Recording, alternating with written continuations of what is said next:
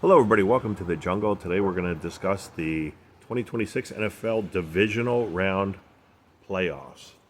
Playoffs? Yes. Before we get started, please like, subscribe, share, comment, and give your predictions in the comments section on who you think is going to win the games on today, on Saturday, and on Sunday. So, appreciate your subscriptions, your likes, your comments, all that great stuff. Thank you. So, here we go. First game off today, 4:30 Eastern Time, Buffalo at Denver. And a really interesting game. Bo Nix, second-year quarterback from Oregon, has been outstanding this year. Led them to the number one seed versus Josh Allen, Superman himself, Bills Mafia. And the temperature is not going to be that big of a difference today. It's low 30s, no snow, at least forecasted no snow. So the temperature, the wind, nothing like that should be a factor. I think that the running game for Denver could get some success with Harvey.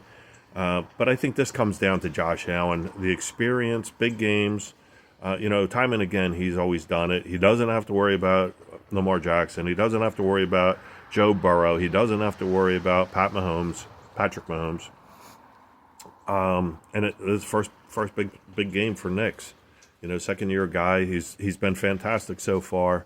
But I see Buffalo and Josh Allen finding a way to win 27-24 in Denver. Second game, the late game tonight, the 8 o'clock game. San Francisco at Seattle. Tough place to play, Seattle. The fans are tremendous, the 12th man there. Temperature, again, mid-40s shouldn't be a factor. The injury situation for Sam Darnold poses a question. San Francisco, I don't think, is as good as Seattle, but with Sam Darnold hurt as of Thursday with the oblique injury, could be a problem.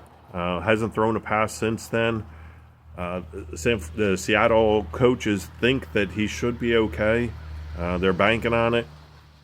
In the first game, Seattle ran all over, the last game actually, week 18, which was a meaningful game. Seattle just their defense completely stifled San Francisco 13-3, and in the meantime ran all over San Francisco's defense. Charbonnet and Kenneth Walker each almost had 100 yards rushing.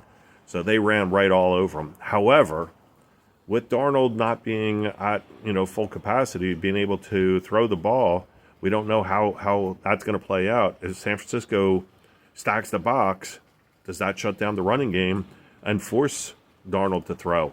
So it's a very, very interesting game. I'm really torn as to where I think this is going to go, but I think it's really hard. San Francisco's so beat up with the injuries and losing Kittle last week, although I think Tonjes is a very capable tight end. He's not Kittle. I just have this as such a close game. I'm going to go with the home field. I'm going to go 28-27, Seattle over San Francisco. Higher scoring game than you would expect.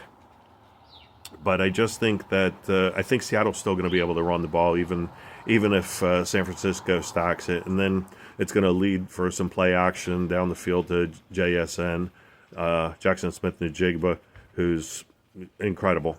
Had a fantastic season. So I think it's going to be 28-27, higher scoring game. And just a recap from last week, we were 48-26 in the regular season, and we were 4-2 last week in the first round of the playoffs. I did hit 5 out of 6. I said 5 out of the 6 would be very, very close games, and 5 out of 6 were. It just was one different. I thought it was going to be the Rams in Carolina that was going to be the blowout, and it turned out to be Pittsburgh-Houston. But 5 out of 6, it was a great weekend last weekend. And I think this weekend's going to be, all 4 of them I think are going to be fairly close.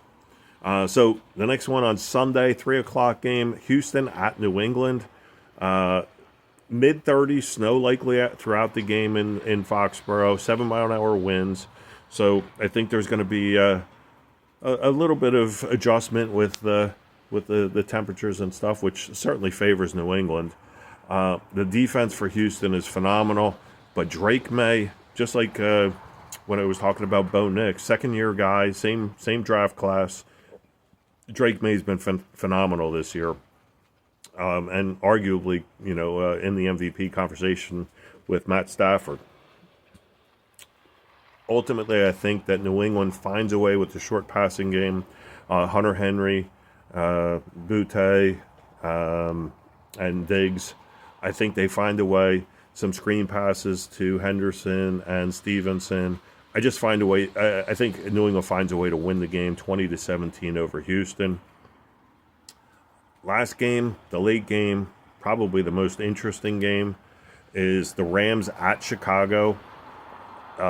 Low 20s, snow, 11-mile-an-hour winds, all things that favor Chicago. I'm sure the Rams are not thrilled about this situation. But you have to realize Kieran Williams played at Notre Dame, cold weather. Davante Adams played in Green Bay for years and years, cold weather. Puka played in the Midwest. I think he beat Utah, Brigham Young, cold weather.